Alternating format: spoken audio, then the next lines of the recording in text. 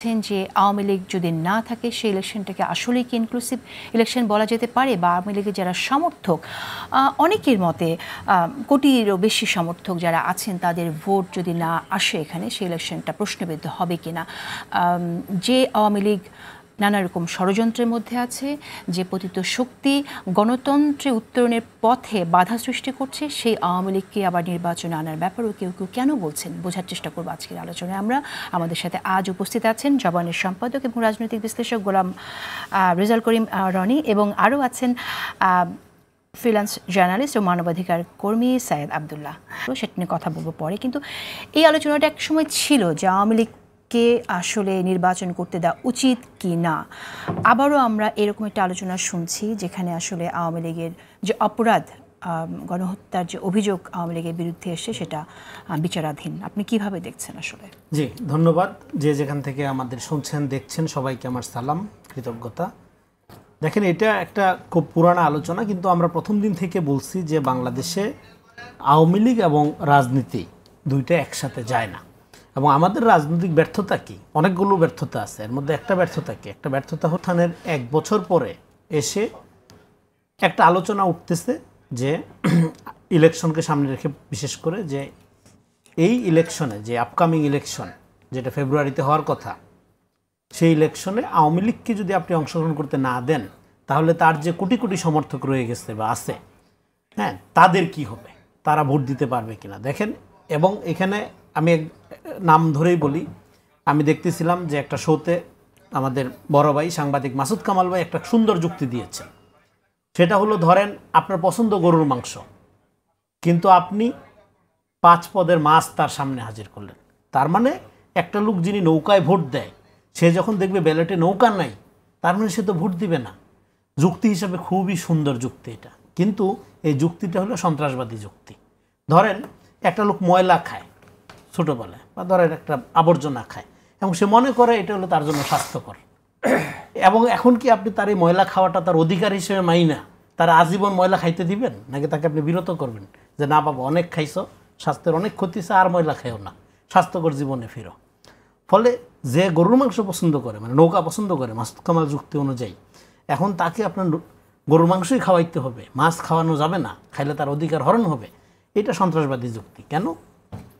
আপনার পৃথিবীর কোনো দেশে অভ্যুত্থানের পরে গণতান্ত্রিক পুনর্গঠনে, উত্তরণে ফ্যাসিবাদী শক্তিকে এক্সেপশন বা অ্যাকসেপ্টেড গ্রহণযোগ্য শক্তি হিসেবে বিবেচনা করা হয় না। সেক্ষেত্রে গণতান্ত্রিক উত্তরণ ব্যাপারটা মিনিংফুল হয় যখন আপনি ফ্যাসি শক্তিকে ওভারকাম করে বাইরে রেখে গণতান্ত্রিক প্রক্রিয়ায় দেশকে নিয়ে যাবেন। এখন কথা হলো, আপনি নিয়ে গেলেন, তাদের জন্য যে মাংস খাওয়া খারাপ, ময়লা খাওয়া খারাপ, সেটা কিভাবে বোঝাবে? আওয়ামী লীগ করা যাদের অভ্যাস, ধরে ও কিছুই বুঝে না, তা ফ্যাসিবাদ এগুলো কোনো কিছু নেই, অভ্যাসে আওয়ামী লীগ করে, ওরে আপনি কি করবেন? সেই জন্যই তো আমরা বলছিলাম, আওয়ামী লীগ ক্ষমতা থাকার সময় থেকে আমরা বলছিলাম, দেখেন, যেহেতু বাংলাদেশে একটা পলিটিক্যাল কালচারটা নষ্ট হয়ে গেছে, মোরাল ফ্যাব্রিক আওয়ামী লীগ ভেঙে দিয়ে গেছে, ফলে আপনি ট্রুথ অ্যান্ড রিকনসিলিয়েশন করেন। এটা হলো যেটাকে বলে আপনার ন্যায় বিচার নিশ্চিত করার স্বার্থে অপরাধীরা অপরাধ স্বীকার করবে, এবং যারা সমর্থক তারাও বলবে যে আমরা একটা ভুল জিনিস বিশ্বাস করতাম। অপরাধীর অপরাধ স্বীকার করার আগে অপরাধ বোধটা তো জরুরি, তার মধ্যে যদি বোধটা না আসে তাহলে স্বীকারের জন্য আপনি প্ল্যাটফর্ম রেডি করতে রাখবেন না। অপরাধীর অপরাধ বোধ তৈরি হয় না, কারণ সে তো মনে করতে সে অপরাধ করে। তাহলে কি আপনি জোর করে বলবেন তুমি সরি বলো? জোর করে না, আপনি রাজসাক্ষী পাইলেন না, আপনি একজনকে রাজসাক্ষী কিভাবে পাইলেন? ফলে আপনি তো ইনকোয়ারি করেন নাই। আপনি এটা এখানেই সরকারের দুর্বলতা, এটা বলতে হবে। দেখেন, সরকার যদি শুরু থেকে উদ্যোগ নিত, গ্রামে গঞ্জে মাঠে ময়দানে গিয়ে যে আওয়ামী লীগের যারা পোস্টেড নেতা কর্মী তাদেরকে, এবং যারা গণহত্যায় অংশগ্রহণ করছে, শুধু এই জুলাই অভ্যুত্থানে না, আপনার এর আগে পর্যন্ত যারা অপরাধী তাদেরকে একদিকে করা, আর যারা আওয়ামী লীগের সমর্থক তাদেরকে বলতে, হ্যাঁ তোমরা সমর্থন করে কোনো অন্যায় করো নাই, এটা ভুল করছো, ফলে তোমাদের চিহ্নিত অপরাধীদেরকে ধরতে বা চিহ্নিত করতে তোমরা সহযোগিতা করো। এটা একটু ভেগ হয়ে গেল কথাটা, কারণ সমর্থক কারা সেটা সরকার জানবে কি করে? না, আমি বলতেছি আপনারা যখন কমিশন করবেন, যখন আপনি উদ্যোগ নেবেন, এটা যাতে, এটা সাউথ আফ্রিকাতে হয়েছে, রোয়ান্ডাতে হয়েছে, পৃথিবীর বহু দেশে হয়েছে। আমরা কোনো রকেট সায়েন্সের কথা বলছি না, নতুন কোনো কথা বলছি না, এটা পৃথিবীর বহু দেশে হয়েছে। এবং ডক্টর ইউনূসের মতো একজন আমাদের গ্লোবালি খ্যাতিমান ব্যক্তি, উনি যদি চাইতেন সারা পৃথিবীর এক্সপার্টিসরা সেটা সহযোগিতা করে এই জিনিসটা করতো। এটা করা গেল না। সরাসরি যারা সম্পৃক্ত তাদের ক্ষেত্রে এখন এখানে আলোচনাটা দুইটা দিক থেকে যেটা, কিন্তু এখানে সমর্থকদের ব্যাপারটা যেটা, যারা ভোটার তাদের এখন দুই জায়গা থেকে শেষ করি। সেটাকে আমরা কিভাবে করব? আপনি আওয়ামী লীগের বিচারটাও করলেন না। এখন একটা নামকাওয়াস্তে প্রতিবাদ এগুলোর কারণে আপনি বিচারিক কার্যক্রম, আওয়ামী লীগের কার্যক্রম স্থগিত করলেন একটা রায়ের মধ্য দিয়ে। তো বিচারিক কার্যক্রম স্থগিত করার কারণে সে হয়তো নির্বাচনে অংশগ্রহণ করতে পারে, ফলে এখন এই ধরনের কথা উঠছে, তাহলে ইনক্লুসিভ নির্বাচন কিভাবে হবে এই ভোটারদের ছাড়া। ফলে আমি মনে করি এখানে দুইটা জিনিস আছে, সংগঠন হিসেবে আওয়ামী লীগের বিচার করতে হবে। আমি বলছি শুধু ব্যক্তি না, কারণ ছাত্র এই 15 বছরের অন্যায় অত্যাচার যদি একপাশেও রাখি, আপনার জুলাই আগস্টে ছাত্রদের দমন করার সিদ্ধান্তটা কি আওয়ামী লীগের ব্যক্তির সিদ্ধান্ত ছিল, মানে শেখ হাসিনার ব্যক্তির সিদ্ধান্ত ছিল, নাকি এটা সাংগঠনিক নির্দেশনা ছিল সমস্ত অঙ্গ সংগঠন সহ? অবশ্যই এটা সাংগঠনিক সিদ্ধান্ত ছিল। ফলে সংগঠনের বিচার করার বিধান পৃথিবীর বহু দেশে আছে। এখন আপনি আবার এরা বলবে যে না, সংগঠন কি করে অপরাধ করে, সংগঠনের তো কোনো হাত পাও নাই, হ্যাঁ, এরকম যুক্তি আসবে। ফলে আমাদের যুক্তির কোনো শেষ নাই। দেখেন, যুক্তির চেয়ে সত্য বড়। যুক্তি দিয়ে সবসময় সত্য প্রতিষ্ঠিত হয়, ব্যাপারটা এরকম না। যুক্তি দিয়ে মিথ্যাও প্রতিষ্ঠিত করা যায়, এবং যুক্তিকে আমাদের এখানে জ্ঞান মনে করা হয়, যেটা সবচেয়ে ডেঞ্জারাস। যুক্তির সাথে জ্ঞানের কোনো সম্পর্ক নাই। যুক্তি এটা আপনি যুক্তি দিয়ে সত্যের পক্ষে যেতে পারেন, আগে যেটা বললাম মিথ্যার পক্ষে যেতে পারেন। ফলে এখন যারা আওয়ামী লীগের এই যুক্তিটা দিচ্ছে যে গরুর মাংস এবং মাছ পদের ক্ষেত্রে, তারা দুই সমস্যাটা তৈরি করছে। সেটা হলো নির্বাচন প্রক্রিয়াটা ইটসেলফ একটা রিকনসিলিয়েশন প্রক্রিয়া বা পুনর্গঠন প্রক্রিয়া আকারে হাজির হতে পারে। কেমন? আওয়ামী লীগ আমাদের এখানে ইন্টিমেট এনিমি, ঘনিষ্ঠ শত্রু। একটা ফ্যামিলিতে ধরেন, এই যে আমরা বারবার বলছি, এক ভাই জামাত, এক ভাই বিএনপি, এক ভাই আওয়ামী লীগ করে, ফলে এক ভাই আরেক ভাইকে তো মেরে ফেলবে না। সেক্ষেত্রে নির্বাচনটা আসলে দেখা যাবে, যদি যেহেতু নৌকা নাই, ফলে যারা মাসুদ ভাইরা যে যুক্তিরা দিচ্ছে যে নৌকা নাই তার মানে গণতন্ত্র তো হচ্ছে না, নৌকা নাই, ফলে তার সামনে সুবর্ণ সুযোগ হয়েছে নৌকার মায়া, নৌকার বদভ্যাস, ওই যে ময়লা খাওয়ার অভ্যাস, এটা কাটায় উঠা নতুন যে দলগুলো আছে এগুলোর মধ্যে নিজেদের ভাগ করে নেওয়া। আর অনেক দল আছে আওয়ামী মনোভাবাপন্ন, আওয়ামী লীগের সাথে চিন্তা আছে, এত নাম ম্যানিফেস্টোতে মিলে, এমন বহু বাম আছে, সিপিবি আছে এখানে। আওয়ামী লীগের থাকা না থাকার তো খুব আফসোস করার কিছু নাই, সিপিবি যে দেশে থাকে, তাই না? তো সেক্ষেত্রে তাদের জন্য কিন্তু আপনার গরুর মাংস না হইলেও মহিষের মাংস আছে এখানে, হ্যাঁ। ফলে মানে আওয়ামী লীগের চিন্তা চেতনা ক্যারি করে এরকম অ্যাফিলিয়েটেড রাজনৈতিক সংগঠন এখানে আসছে। ফলে যে যুক্তিটা দেওয়া হচ্ছে, সেই যুক্তিটা সন্ত্রাসবাদী যুক্তি এই অর্থে যে আওয়ামী লীগকে এখানে পুনর্বাসিত করতে হলে দুইটা জিনিস, তাহলে আপনি ভারতকে রাজনীতি করার লাইসেন্স দিচ্ছেন। অভ্যুত্থানের পর আওয়ামী লীগের প্রশ্নটা তো শুধু আর আওয়ামী লীগের প্রশ্ন না, এখানে আপনার সার্বভৌমত্ব, স্বাধীনতা লঙ্ঘনের প্রশ্ন জড়িত হয়ে গেছে। কারণ আওয়ামী লীগ এখানে শুধু এটা বাংলাদেশের কোনো রাজনৈতিক শক্তি না, এটা ফ্যাসিস্ট শক্তি, স্বৈরাচারী শক্তি, সেই কথাটা তো আর নতুন করে বলার অপেক্ষা রাখে না। কিন্তু এটা যদি আমরা নাও বলি, তাহলে আওয়ামী লীগকে রাজনীতি করতে দেওয়ার আলোচনাটা করার মানে হলো আপনি ভারতকে এখানে রাজনীতি করার সুযোগ দিবেন কিনা সেই প্রশ্নটা আগে সলভ করতে হবে, পরে আওয়ামী লীগের আলাপ। ফলে যেই সমস্ত বুদ্ধিজীবীরা, আমি তাদেরকে আর খারাপ করার কথা না বলি আজকে, যারা এই সমস্ত যুক্তি দিচ্ছেন তাদেরকে প্রশ্ন করতে হবে যে আপনারা আপনাদের এই যুক্তিবাদিতার কারণে, যুক্তিবাদিতার মধ্য দিয়ে আওয়ামী লীগকে ফিরায় আনার যে নর্মালাইজ করার যে প্রক্রিয়া নিচ্ছেন, এখানে যে আওয়ামী লীগ আসলে একটা ভয়ঙ্কর রূপে ফেরত আসবে, একটা গণহত্যার সংস্কৃতি শুরু করবে, এই হত্যার দায় আপনারা নেবেন কিনা?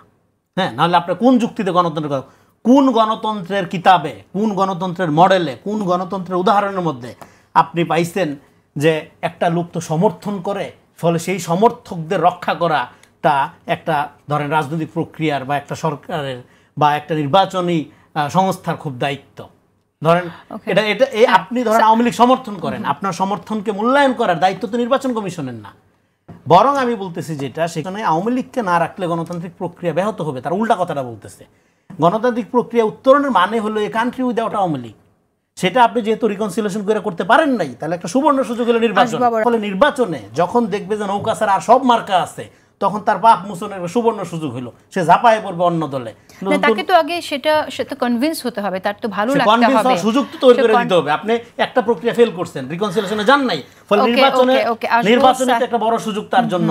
তখন তার খালাতো ভাই দেখবে আচ্ছা ঠিক আছে, নৌকায় ভোট না দিয়েও অমুক মার্কায় ভোট দিয়েছে, তাহলে সে আর আওয়ামী লীগ না। ফলে নির্বাচনের পরে আরেকটা পর্বান্তর বা ধরেন আরেক ধরনের উত্তরণের সুযোগ হবে। কিন্তু এখন এই সুযোগটা নষ্ট করার জন্য সেই সুযোগটা যারা আওয়ামী লীগ করেছে বা সমর্থক যারা, তারা এটা গ্রহণ করবে কি? গ্রহণ করবে, কেন করবে? সমাজে বেঁচে থাকা, স্বাভাবিক ব্যবসা বাণিজ্য করা, ভ্রাতৃত্বমূলক সম্পর্ক, তার ভাইয়েরই দল বিএনপি জামাত, হ্যাঁ, এগুলো তারা করে, এটা কোনো সমস্যা না, বড় সমস্যা না। বরং আপনি যদি এই ধরনের আপনার সন্ত্রাসবাদী বুদ্ধিজীবিতা জারি রাখেন, সন্ত্রাসবাদী বলতেছি কারণ দলটা সন্ত্রাসবাদী দল, ফলে তখন তারা দেখবে যে না এখনো তো সুযোগ সম্ভাবনা আছে, আবার ওই দেশে অফিসও খুলছে, ফলে আমরা এখনো এই গোপন চক্র জারি রাখি, ষড়যন্ত্র জারি রাখি, লুটপাট করার চিন্তা আবারও জারি রাখি। আমি আপনার মন্তব্য শুনতে চাই, আপনি কিভাবে দেখেন এটা কি আবার আওয়ামী লীগকে পুনর্বাসন করার এক ধরনের প্রকল্প কি না? রেজাউল করিম রনি যেমনটা বললেন যে বুদ্ধিজীবিতা দিয়ে তাদের কি আবার ফিরিয়ে আনার একটা চেষ্টা। আমি কয়েকটা স্টেপে এই প্রশ্নটার উত্তর দিব। কয়েকটা স্টেপের ভেতরে অবশ্যই আসবে আওয়ামী প্রশ্ন, আরেকটা উত্তর যেটা রনি ভাই টেনেছিলেন যে ইন্ডিয়ার প্রশ্নটা, এবং তারপরের প্রশ্নটা আসবে অবশ্যই ইলেকশন কেন্দ্রিক প্রশ্নটা। সবার আগে আমি একটু রনি ভাই যে জায়গায় বলেছে ওই জায়গাটা যদি কিছু সাবস্টেন্সিয়েট করি, যে আওয়ামী লীগকে এই সাইডে কোনোভাবে রাজনীতি করতে দেওয়ার কারণ বা কোনো লক্ষণ রাখা বা কোনো কিছুই, এটা আসলে ভারতকে রাজনীতি করতে দেয়া, এই ব্যাপারটা আসলে এমন হয়েছে অনেকগুলো বছর যাবত যে আওয়ামী লীগ সরাসরি ভারতের পারপাসটা সার্ভ করেছে জন্য আমরা আওয়ামী লীগ সরাসরি ভারত হিসেবেই ধরি, এবং এটা সত্য। কিন্তু মূল ব্যাপারটা আমার যেটা পার্সোনাল পারসেপশন, ভারত এই জায়গায় আসলে কি চায়? ভারত আদতে যেটা চায় তারা আওয়ামী লীগ না, বরং একটা দুর্বল শক্তির সরকার থাকে এই সাইডে। আওয়ামী লীগ অবশ্যই দুর্বল শক্তির সরকার ছিল, কারণ জনগণের ভোট যেহেতু দরকার হতো না, তা তো মোরাল ক্যাপাসিটি ছিল না দেশটাকে শাসন করার। হয়তোবা গুন্ডা পান্ডা দিয়ে বিশাল শক্তি সামর্থ্য নিয়েছিল, কিন্তু তার মোরাল শক্তিটা ছিল না। অতএব ইন্ডিয়ার জন্য যেটা সবচেয়ে বড় সুবিধা হয় সেটা হলো একটা দুর্বল কাঠামোর সরকার, যে দুর্বল কাঠামোর সরকারটা থাকলে বারবার করে এই দেশের প্রত্যেকটা জায়গায় সে হস্তক্ষেপ করার রাস্তাটা ক্লিয়ার করবে। সেটা যদি কোনো কারণে আওয়ামী লীগ নাও থাকে, লেটস সে আজ থেকে 5 বছর 10 বছর 15 বছর 20 বছর আওয়ামী লীগ নাই, সেই দুর্বল করার প্রক্রিয়াটা হইতে পারে জাতীয় পার্টি, হইতে পারে XYZ নানা টাইপের দল। সো আওয়ামী লীগ নাই মানে ভারত কোনোদিন আর নজর দিবে না, আমি এই মতের সাথে একমত না। একটা দুর্বল সরকার থাকলে ভারত ওই জায়গাটাই বেনিফিটটা নেওয়ার চেষ্টা করবে। এই জন্য আমাদের গণ অভ্যুত্থান পরবর্তী সময়ে আমাদের স্বাধীনতা এবং গুরুত্ব আরোপ করা উচিত, এবং সংস্কারটা এমন সংস্কার হওয়া উচিত না যেটা অনেক ক্ষেত্রে সরকারকেই দুর্বল করে দেয়। তাহলে যেটা হবে, ওই যে ভারত কন্ট্রোলের যে মেকানিজম, সেই ব্যাপারটা থেকেই যাবে। আওয়ামী লীগকে ব্যান করা, আওয়ামী লীগের মানুষ এবং তাদেরকে রিকনসিলেশনের ভেতর যে নিয়ে যাওয়ার প্রক্রিয়াটা, রিকনসিলেশন তখনই হইতে পারে যদি ওই গোষ্ঠী যারা আছে তাদের ভিতরে রিপেন্টেন্স কাজ করে। আওয়ামী লীগের একজন মানুষকে আমি খুব একটা দেখি নাই যে তারা মনে করে যে কাজটা ঠিক হয় নাই, বা তারা যে দলটাকে ভোট দিত তারা খারাপ কাজ করেছে এটা মনে করে না। বরং তাদের যারা ওই নাটক, মুভি, গায়িকা যারা যারা ছিল, তারা দেখবেন এখনো সুযোগ পেলেই লম্ফঝম্প শুরু করে। তাদের ভেতরে যারা বুদ্ধিজীবী কয়েকজন ছিল, এখনো সুযোগ পাইলেই লম্ফঝম্প শুরু করে। ইন্টেলেকচুয়ালি যারা তাদেরকে ফেভার করত। আর 2 নাম্বার ব্যাপার হলো তারা এখনো মায়ের মুখী অবস্থানেই যেতে চায় জন্য বিভিন্ন সুযোগ পাইলে সজীব ওয়াজেদ জয় থেকে শুরু করে একেবারে আওয়ামী লীগের লোকাল পাড়ার পান্ডাটা পর্যন্ত তারা একই প্যাটার্নেই চিন্তাটা করে। এবং এই যে চিন্তা করার ব্যাপারটা, তবে বিচার আওয়ামী লীগের কিন্তু এক সাইড দিয়ে করাটা অসম্ভব না। কারণ কি? কিন্তু সরকার সেটা ব্যর্থ হয়েছে আইডেন্টিফাই করতে। সরকার ঘোষণা দিয়ে আওয়ামী লীগকে দল হিসেবে গণহত্যায় সামিল করেছে। আমি একদম দিনক্ষণ ধরে ধরে বলে দিচ্ছি, এই ডাটাগুলো খুব গুরুত্বপূর্ণ। যেমন 15 জুলাই 2024 সাল ঢাকা বিশ্ববিদ্যালয়ে ওবায়দুল কাদের তার আগে সরাসরি নির্দেশ দিয়েছিল এই যে এদেরকে রুখতে আমার ছাত্রলীগই যথেষ্ট। তার মানে আপনি সংগঠন হিসেবে ছাত্রলীগকে সরাসরি সাধারণ ছাত্রদের বিরুদ্ধে লেলিয়ে দিয়েছেন দল হিসেবে। তারপরে একটু মনে করে দেখেন যে 29 তারিখ আর্মির যখন প্রথম বৈঠকটা হয়, তারপরে বোঝা যাচ্ছিল আর্মি হয়তো বা পুরোপুরি ফেভার করবে না। 3 আগস্ট 2024 আর্মির ওই যে হেলমেট ভবনে যে মিটিংটা হলো, তারপরে পুরোপুরি বোঝা যাচ্ছিল যে আর্মি আর এই গভর্নমেন্টকে আর যেভাবেই হোক তার এজেন্ডা বাস্তবায়নে হেল্প করবে না। এবং ঠিক তারপরেই দেখেন 3 তারিখের পরে 4 তারিখে কিন্তু আওয়ামী লীগ ঘোষণা দিয়েছিল একটা ওবায়দুল কাদের যে আওয়ামী লীগকে পাড়ায় পাড়ায় প্রত্যেকটা জায়গায় নামতে হবে, প্রতিরোধ করতে হবে। তার মানে এই যে হত্যাযজ্ঞের জায়গাটা, এটা দল হিসেবে আওয়ামী লীগ পার্টিসিপেট করেছে, এন্ড ইটস ডকুমেন্টেড ফ্যাক্ট।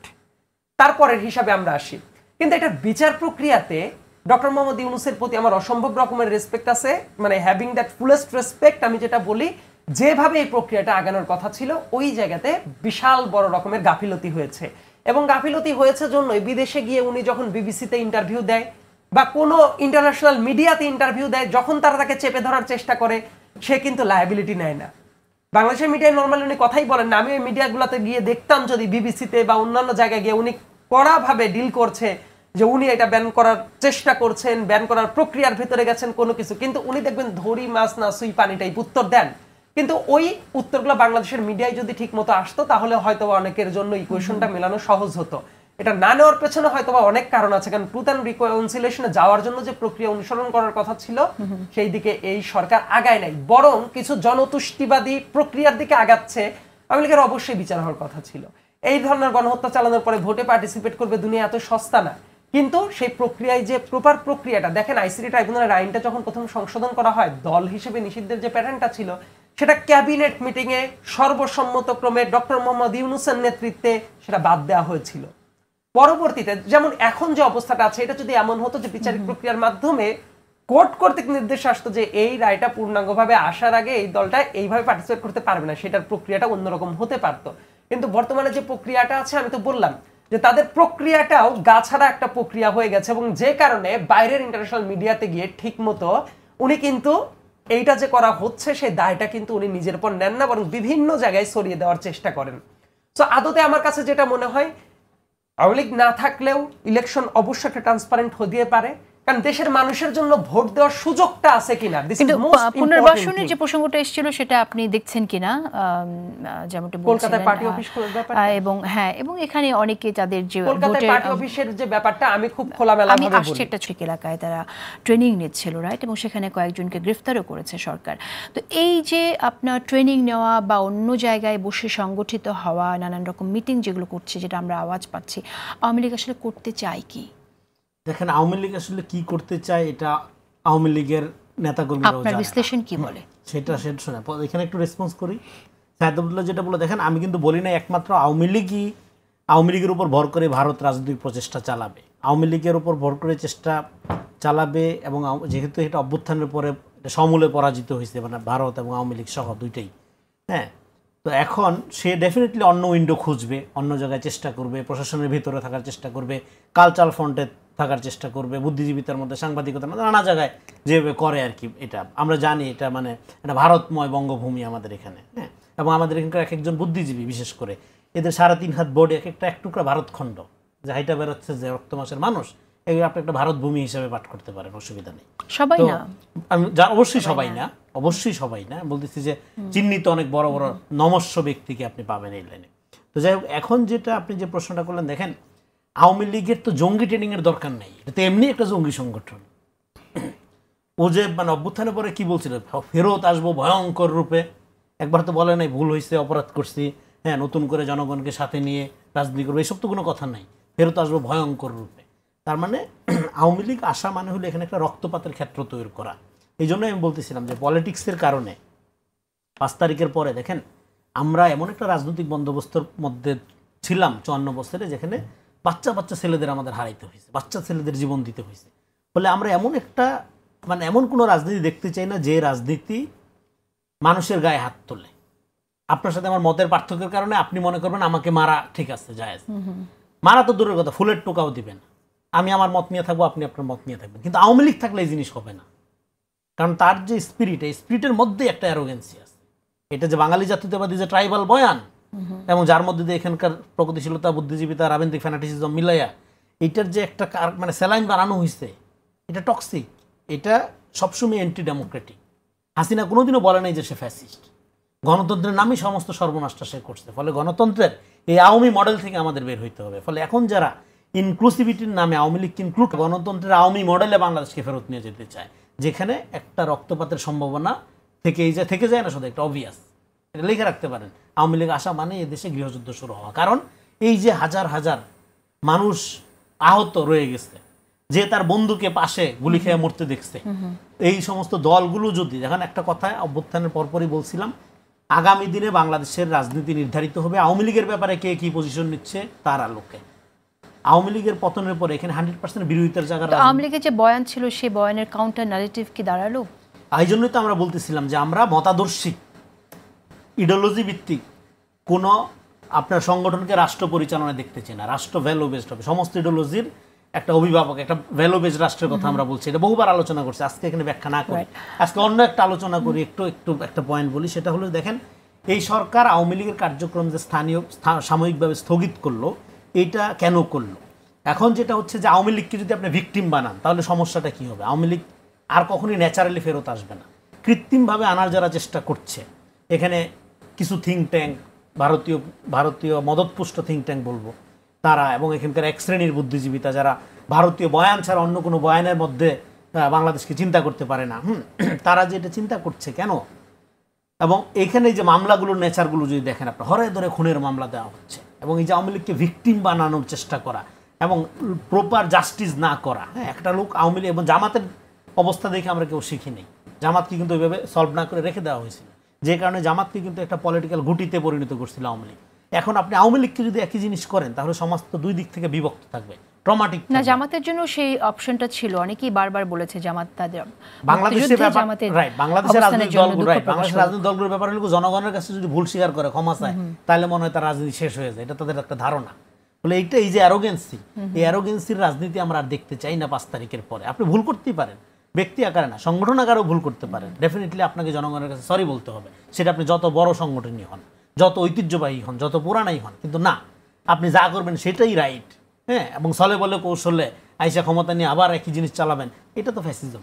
হ্যাঁ, ফলে এটা কোনো সংগঠনের ব্যাপারে আমরা অ্যালাউ করবো না। এখন যেটা বলতে চাচ্ছিলাম যে তাহলে সংগঠন হিসেবে আওয়ামী লীগকে নিষিদ্ধ সরকার এখানে করতে পারলো না কেন? এখানে করতে পারলো না বেসিক্যালি অন্য অনেক ব্যাখ্যা দেওয়া যায়।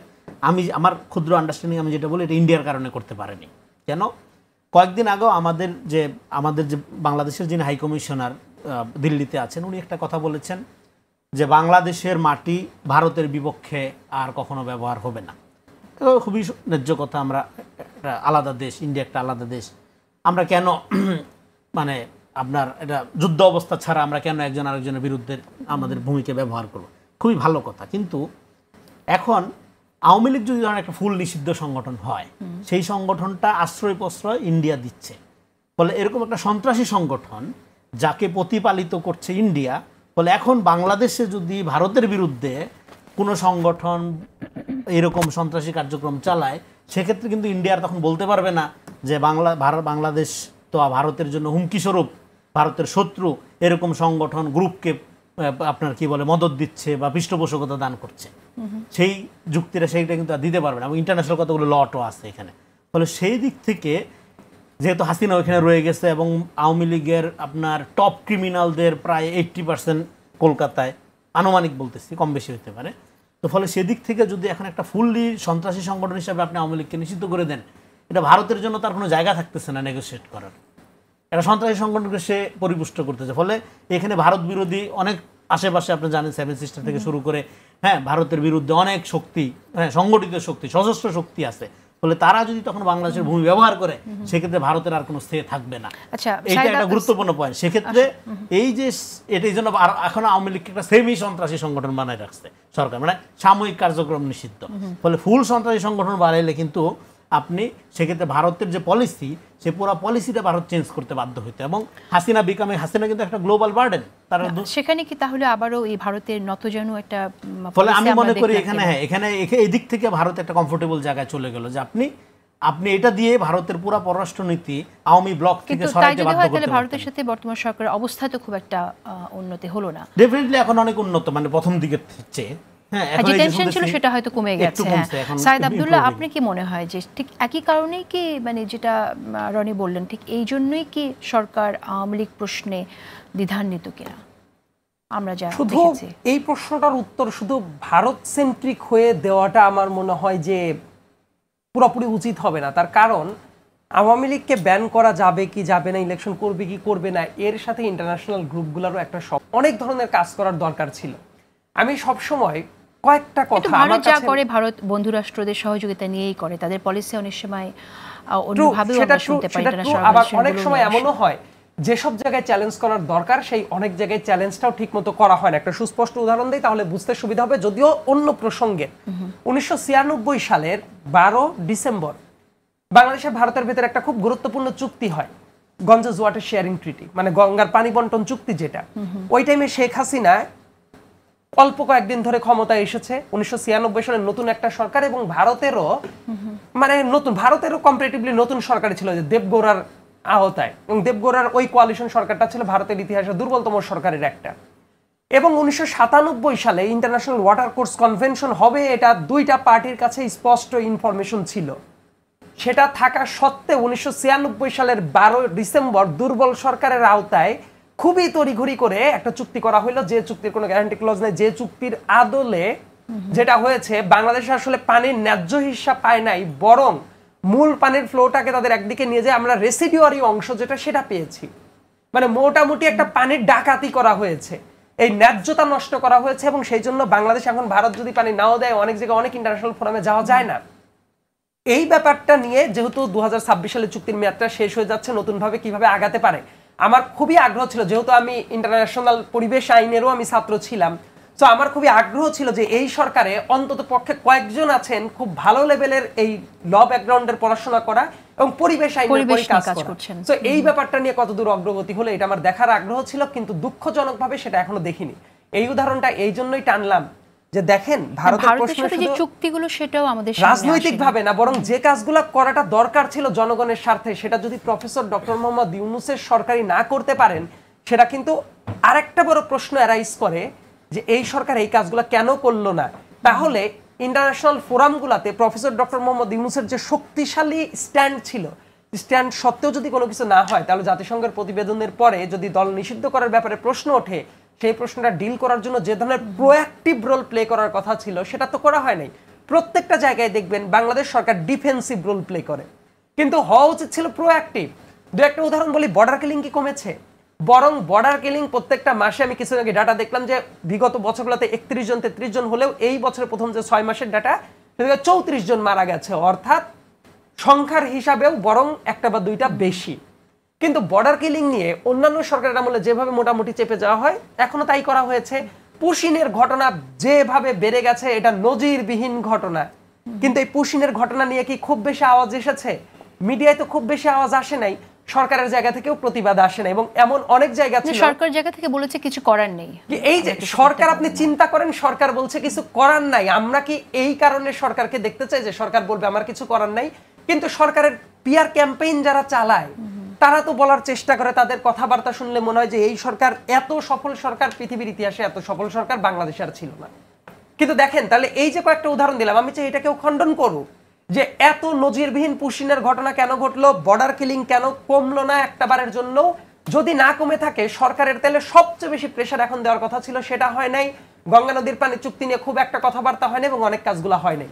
এই পুরা চক্রটা যদি বোঝা যায় তাহলেই আপনি বুঝতে পারবেন যে এই যে নিষিদ্ধ করা না করার যে জায়গাটা, এইটা শুধুমাত্র প্রেশার অমুক তমুক থিওরি না, করার ঘাটতি ছিল। যেমন ঘাটতিটা ছিল 1971 সালের পরে বাংলাদেশের সংখ্যা নিয়ে অনেক কসলাকসলি হয়েছে, কিন্তু এই দেশে তো গণহত্যা চলেছে, দিস ইজ ফ্যাক্ট। এর উপরে গণহত্যা চালানো হয়েছে, এই ব্যাপারটা আমরা কিন্তু ইন্টারন্যাশনালি মুখে মুখে বলেছি, কিন্তু এস্টাবলিশ করার জন্য খুব একটা কাজ কিন্তু করে নেই। জেনোসাইড কনভেনশন আছে, জেনোসাইড কনভেনশন অনুসারে এস্টাবলিশ করার জন্য আমাদের অনেক পেপার ওয়ার্ক করতে হতো, কাজ করতে হতো। দেখেন আমরা ওই কাজটা করি নাই। এই জায়গাতেও যে ধরনের কাজ যেভাবে করার দরকার ছিল কিছুটা প্রোগ্রেস হয়েছে, যেমন জাতিসংঘকে ইনভাইট করা হয়েছে, এটা খুবই ভালো একটা উদ্যোগ ছিল ওই তদন্ত কাজগুলোর জন্য, কিন্তু আরো যে ধরনের কাজ করার কথা ছিল করে নাই। বরং যেটা করছে অন্য কেউ করছে, আমরা 5টা গুজব ছড়াইলে 2টা ডিবাং করছি। হোয়ারাজ আমাদের আরো প্রোঅ্যাক্টিভ রোল প্লে করার দরকার ছিল, সেটা করতে আমরা ব্যর্থ হয়েছি। আমরা একটু ভিন্ন এবং এই প্রসঙ্গে যাব। জায়গাতে জাস্ট 30টা সেকেন্ড আরেকটা কথা বলা দরকার। এই যে কলকাতায় পার্টি অফিস খোলার যে কথাটা ছিল, ইন্ডিয়া যদি পার্টি এন্টায়ার ইন্ডিয়ারই পার্টিকুলার কয়েকটা জায়গা আওয়ামী লীগের পার্টি অফিস হিসেবে ব্যবহৃত হবে, এই ব্যাপারটা আমাদের না ভাবার কোনো কারণ নাই। কারণ তারাই তো আশ্রয় প্রশ্রয় দিচ্ছে, সেটাকে নিউট্রালাইজ করা আমার কাজ। সারাদিন ষড়যন্ত্র করবে, আমরা শুধু ষড়যন্ত্রের বয়ান দিব, এইটা কাজ না। সরকারের কাজ হলো সেটা নিউট্রালাইজ করলে আজকে অমুক খুলবে, কালকে অমুক খুলবে, সুযোগ পাইলে ওরা ওই জায়গায় একটা সরকারের মতো চালাইতে পারে। আমাদের কাজ হলো সেটা প্রতিবাদটা করা। ইলেকশন হয় এখন, তো সেই ইলেকশনে আওয়ামী লীগ জিতে আসতে পারে। আমিও একটা টকশোতে বলেছিলাম জি জি। আচ্ছা, একটা বিরতিতে যেতে এরকম স্ট্যান্ড নিবে, এটাই আসলে ডেমোক্রেসির অনেকগুলা ফ্যাক্টর। এবং এই জায়গাগুলো আলটিমেটলি কি হবে হয়তোবা সময়ের সাথে সাথে আরেকটু পরিষ্কার হবে। তবে একটা জিনিস ঘটেছে কি, একমাত্র আওয়ামী লীগ ছাড়া অন্য কেউ তো আসলে ইলেকশন করতে পারে নাই। না করতে পারার পর থেকেই তো এই ধারণাটা শুরু হয়। যদিও 8 সালে ইলেকশনটা অ্যাটলিস্ট হয়েছিল, কিন্তু তারপরে যদি 3টা টার্ম খেয়াল করে দেখেন, মোটামুটি 15টা বছর যেহেতু ইলেকশনটা হয় না, এই 15টা বছরে একটা হিউজ পুল তৈরি হয়ে গেছে, যারা হয়তো বা একবার ইলেকশন করার পরে আর নমিনেশন পেত না, হয়তো বা 2বার করতো, করার পরে তাদের ছাড়তে হতো, হয়তো অনেকের 2-3বার করার পরে তাদের নিজেদেরই মেয়াদটাও শেষ হয়ে যাইতো টেকনিক্যালি। কিন্তু এই একটা ঘটনা তো ঘটে নাই। এতে করে যেটা হয়েছে অ্যাটলিস্ট 2 জেনারেশনের পলিটিশিয়ানরা এই ব্লকে আটকে গেছে। এটা যদি না হতো তাহলে দেখা যেত যে অনেকেই আগেই হয়ে যেত। এখন যেটা দেখা গেছে এই যে 2 জেনারেশন এবং আরো একটা জেনারেশন আছে, তো 3 জেনারেশনের প্রেশারটা এই কারণে মনে হচ্ছে অনেক প্রার্থী নানা মত এই সংকটটা কিভাবে মোকাবেলা করবে। এই জায়গায় কথা আছে বিদ্রোহী প্রার্থীর ব্যাপারে। অবশ্যই বিদ্রোহী প্রার্থী অনেকেই হইতে পারে, তবে আবার আরেকটা কথা আছে যে আপনি যদি একটা দল করেন, বেসিক্যালি বড় দলের কথা যদি বলি, বিএনপির কথা যদি বলি, তারা যদি বুঝতে পারে যে সরকার হিসেবে কোন দলটা যাচ্ছে, কাজে বিদ্রোহী প্রার্থী হওয়ার পরে যদি আবার রেজাল্টটা তাদের ফেভারে না যায়, তাহলে কিন্তু তাদের লম্বা একটা পলিটিক্যাল ক্যারিয়ারও ওই জায়গাতে একটা ফুল স্টপও বসে যেতে পারে। তো সংকটটা কিন্তু উভয়মুখী আছে। মানে অনেক প্রার্থী সেই বিষয়টাকেও বিবেচনা নেবে, আবার অনেক প্রার্থী আবার ইমোশনালি দাঁড়িয়ে যাবে, ইমোশনালি অনেক কিছুই করতেই পারে। আরেকটি ব্যাপার সেটা হচ্ছে আমরা তো এবার শুনছি যে বিএনপিতে অনেককে যারা তরুণ প্রতিভাবান তাদেরকে প্রার্থী হিসেবে আনতে চাইছে, চেষ্টা করছে। আপনার কি মনে হয় যে সেই জায়গায় যারা অনেকদিন মাঠের রাজনীতি করে এসেছে তারা এটাকে কিভাবে দেখবে? মানে আমার কাছে মনে হয় যে এইটা একদম হাইকমান্ড থেকে যদি বোঝাপড়াটা ঠিক মতো তৈরি করে দেয়া যায়, সেটা একটা ভালো সলিউশনের দিকে আগাতে পারে। কারণ সবার কিন্তু সবকিছু হওয়ার দরকার নেই। কারো কারো ব্যাপারটা স্ট্রাকচারাল ব্যাপার এমন হতে পারে, কেউ হয়তো বা উপজেলা সেন্ট্রিক যে দলগুলো আছে অথবা জেলা ভিত্তিক যে দলগুলো আছে সেই দলগুলা চালাবে, কেউ হয়তো বা এমপি হবে, কেউ চেয়ারম্যান হবে, কেউ মেয়র হবে, মানে সবারই তো একটা পদে যাওয়ার কোনো দরকার নাই। তো আপনি খেয়াল করে দেখেন যদি প্যাটার্নটা এইরকম হয় যে কেউ একজন জেলার সভাপতি, একজন জেলার সেক্রেটারি, উপজেলাগুলোর সভাপতি সেক্রেটারি, পৌরের সভাপতি সেক্রেটারি, আবার তারা কেউ মেয়র ইলেকশন করছে, ভিন্ন একজন মানুষ চেয়ারম্যান ইলেকশন করছে, কেউ এমপি ইলেকশন করছে, তাহলে কিন্তু অনেকগুলো মানুষকে আপনি একসাথে অ্যাকোমোডেট করতে পারলেন। আর সবারই এমপি ইলেকশন করারও দরকার নাই। শুধুমাত্র এমপি ইলেকশন মানে কেউ যদি মনে করে যে মানুষের দ্বারে দ্বারে গিয়ে এলাকায় গিয়ে জনসভা করবে তারই এমপি হওয়া দরকার, কিন্তু এমপির ফান্ডামেন্টাল কাজটা কি? দেশের পলিসি ল মেকিং এর মাধ্যমে পার্লামেন্টে রিপ্রেজেন্ট করা। কিন্তু এটা তো আপনি বলছেন, কিন্তু যারা আসলে চেয়েছে বা দীর্ঘদিন ধরে চিন্তাই করে আসছে যে আমি সংসদ সদস্য হব, আমি নির্বাচন করব, তারা আমার মনে হয় যে এটা একটা মিক্সড ফিলিংস হবে অনেকের সাথেই। আবার পুরো ব্যাপারটাই তো আবার এইরকম হবে না। অনেক জায়গায় হয়তো বা দেখা যাবে যে যারা অনেকদিন ধরে ছিল তারাই আছে, কোনো জায়গায় নতুন মুখের দরকার আছে, কোনো জায়গায় স্পেসিফিক সেক্টর ধরে ধরে অভিজ্ঞ লোকের দরকার আছে। সো আপনি যদি রাষ্ট্র ব্যবস্থাকে দেখতে চান, পুরো রাষ্ট্র ব্যবস্থা তো এক লেয়ারে চিন্তা করলে হবে না। এই জায়গায় বিভিন্ন ক্যাপাসিটিতে বিভিন্ন লেয়ারের মানুষের দরকার আছে। সো সেটা যদি হয় এক একজনকে এক এক জায়গায় সেট করার মনোভাবটা রাখতে হবে। এবং আমার মনে হয় যে এইটা যারা বোধ শক্তি সম্পন্ন দলীয় লোকজন আছে তারা এটা বুঝতে পারবে। কারণ এটা যদি না বুঝে, কারণ সামনের দিনের বাংলাদেশে কিন্তু মূল চ্যালেঞ্জটা শুরু হবে ইলেকশনের পরে গিয়ে। কারণ ওই জায়গায় এখন অনেক মানে কথাবার্তার যুদ্ধ চলতে পারে। ওই টাইমে অ্যাবসলিউটলি পলিসি মেকিং এর কাজই করতে হবে। আপনার স্বাস্থ্য খাত কিভাবে চলবে, তারপর আপনার শিক্ষা খাত কিভাবে চলবে, জব ক্রিয়েশন কিভাবে হবে, এনভায়রনমেন্ট ইস্যু কিভাবে ডিল করবেন। সো এই যে এই জায়গাগুলোতে আপনার কিন্তু এক্সপার্টিসওয়ালা মানুষজন যদি না থাকে, তাহলে আজ থেকে 15 বছর বা 20 বছর আগে একটা দেশ যেভাবে চলেছে সেইভাবে চলবে না। বরং ওই এক্সপার্টিসগুলোকে কাজে না লাগাতে পারলে যদি সরকার ব্যর্থ হয় তাহলে কিন্তু দেশের কাছে পারসেপশনটা ভালো থাকবে না। সো এই জন্য সামনের চ্যালেঞ্জটা মোকাবেলা করার জন্য বিভিন্ন লেয়ারে বিভিন্ন মানুষকে অ্যাকোমোডেট করতেই হবে। এবং একজন মানুষ যদি দলকে ভালোবাসে তাদের উচিতটা হবে এই নতুনত্বকে অ্যাকোমোডেট করার সুযোগ দেওয়া, বৃহত্তর স্যাক্রিফাইস করা। আমরা তো দেখছি যে একরকম নির্বাচনকে সামনে রেখে একরকম পোলারাইজেশন। রেজাল্ট করিম রানী, আমি আপনার কাছে শুনতে চাই, যেমন ইসলামিক দলগুলো এক হয়ে যাচ্ছে এবং ইসলামিক দলগুলো যদি এক হয়ে নির্বাচন করে এবং তাদের একরকম এইম, তাদের একরকম প্রতিশ্রুতি জনগণের কাছে, আবার ডেমোক্রেটিক ফোর্সের আরেক রকম প্রতিশ্রুতি, যেটা সংঘর্ষর, আপনি কি মনে হয় যে নতুন বাংলাদেশে কিরকম হবে? নতুন বাংলাদেশের জন্য প্রথম দরকার হলো এই কান্ট্রি উইদাউট আওয়ামী লীগ। সেটা মানে হলো আওয়ামী লীগের স্বভাব চরিত্র অর্থে, শুধু সংগঠন অর্থে না। তো সেইটার ক্ষেত্রে ধরেন একটা জায়গা হলো, ধরেন আওয়ামী লীগকে ঠেকানো নিয়ে আগে বললে এটা যে আপনি যতক্ষণ পর্যন্ত আওয়ামী লীগ নিয়ে আলাপ করবেন পুরোটা সময়ের অপচয় এবং এটা দুর্ভাগ্য ছাড়া আর কিছু না। অভ্যুত্থানের পরে আপনি নতুন বাংলাদেশের সূচনা করবেন, নতুন জায়গায় যাবেন, আপনি সারাদিন এখন আওয়ামী লীগের মধ্যে আমাদের পইরা থাকতে হবে, তাহলে নতুন কাজ করবো কখন? তার মানে আমাদের সামনে কাজ করার জন্য ওই প্রক্রিয়ার দিকে যেতে হবে। এবার আপনি যে প্রশ্ন আইডেন্টিফাই করতে হবে। এখন দেখেন এখন আওয়ামী লীগের সময় গভর্নমেন্ট কিভাবে চলছে, সরকার কিভাবে চলছে আমরা দেখছি, এটা একটা মডেল। এখন কিভাবে চলছে এটা একটা মডেল আমরা দেখলাম। এবং এই যে প্রশাসনিক স্থবিরতা, আপনি দেখবেন যে রিপোর্টের কথা বলতেছিলেন আপনি, যে এখনো সরকারের ঘনিষ্ঠ আমলারা, মানে বিগত সরকারের ঘনিষ্ঠ আমলারা, আওয়ামী ঘনিষ্ঠ আমলারা প্রশাসনিক নিয়ন্ত্রণ নেওয়ার মধ্যে প্রশাসনিক স্থবিরতা, বাইরের দিক থেকে আপনার পালিত বুদ্ধিজীবী, তারা আবার আওয়ামী লীগের ব্যাপারে এক ধরনের নর্মালিটি ক্রিয়েট করার চেষ্টা করা, ফলে সব মিলে দেখেন এখানে আপনি আওয়ামী লীগকে ঠেকানোর বেস্ট কৌশল হলো একটা ডেমোক্রেটিক বাংলাদেশ তৈরি করা, একটা অধিকার ভিত্তিক রাষ্ট্র কায়েম করা, একটা নাগরিক ভিত্তিক রাষ্ট্র কায়েম করা। আপনি তাহলে এই যে ট্রাইবাল রাজনীতি, আমি এবং আমার পরিচিতদের নিয়ে দলবল মিলে দেশ চালাবো, লুটপাট করে খাবো, এই মডেল থেকে বের হওয়ার জন্য প্রথম যেটা দরকার, যে আলোচনাটা এখানে করতেছিলেন, আপনার রাজনৈতিক দলগুলোর ক্ষেত্রে বিএনপি, জামাত, এনসিপি যারাই রাজনীতি করবে তাদের ক্ষেত্রে যেটা দরকার, সবচেয়ে অনেস্ট লোকটা আসতে পারতেছে কিনা এই পথটা পরিষ্কার করা। আমাদের রাজনীতি প্রক্রিয়ার মধ্যে অসততার একটা প্রতিযোগিতা আছে। আপনি যত সৎ আপনি তত নিগৃহীত, আপনি তত নিজেকে ভাগ্যাহত বঞ্চিত মনে করবেন। এই প্রক্রিয়াটা বন্ধ করা। তারপরে যোগ্যতা, ডেফিনেটলি দেখেন যোগ্যতার শেষ নেই।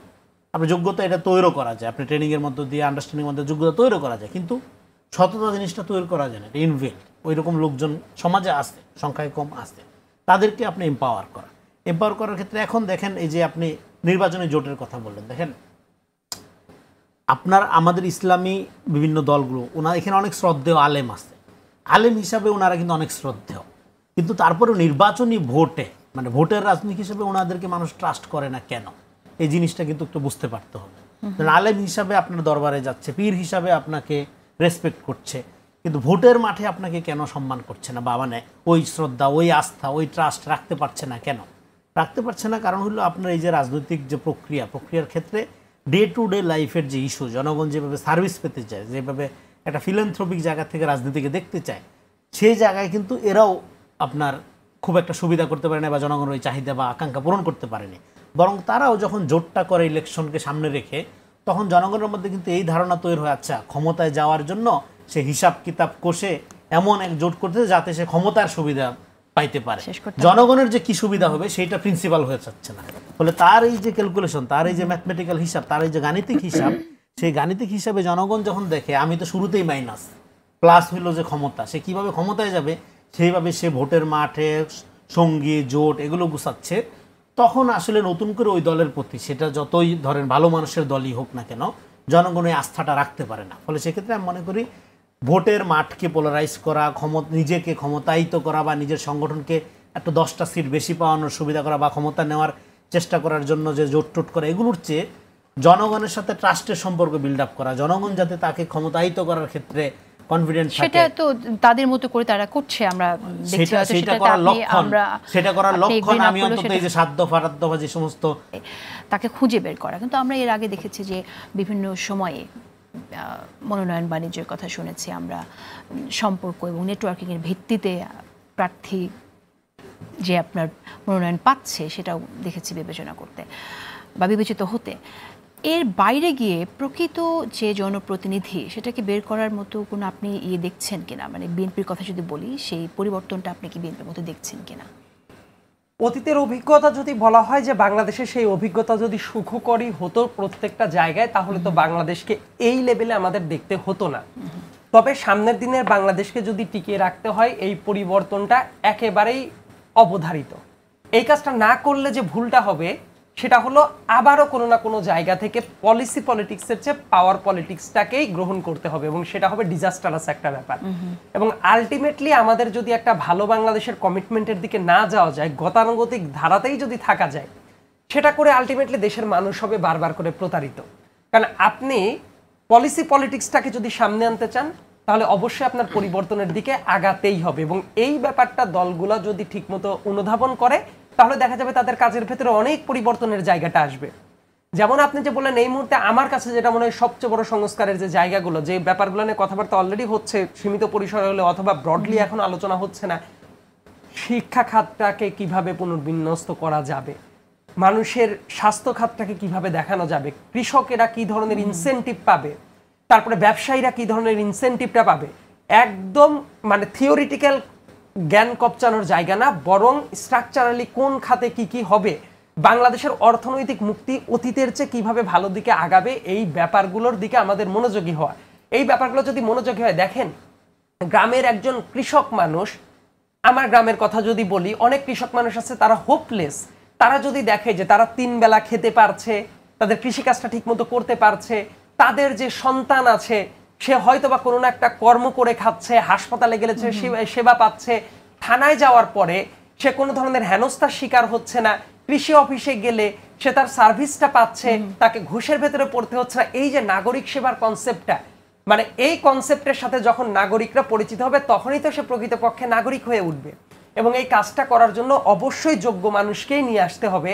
যোগ্য মানুষকে নিয়ে আসার মডেলটা আমার কাছে মনে হয় যে একটু কঠিন, কিন্তু অসম্ভব না। জিয়াউর রহমানের সময়ে কেন জিয়াউর রহমান সফল ছিল? কারণ উনি এই কাজটা করতে পেরেছিলেন।